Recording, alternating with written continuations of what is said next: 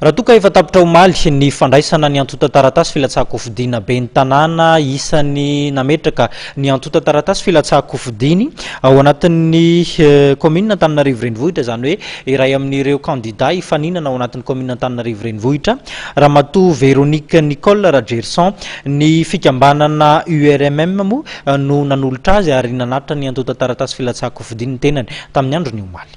Efa vonona efa complet daholo. Inona nahatonga Maika amin'ny fanarenana ary hitondra rivo-baovao ny Antananarivo.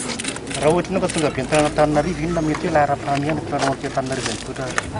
Fanadiovana ny tanàna.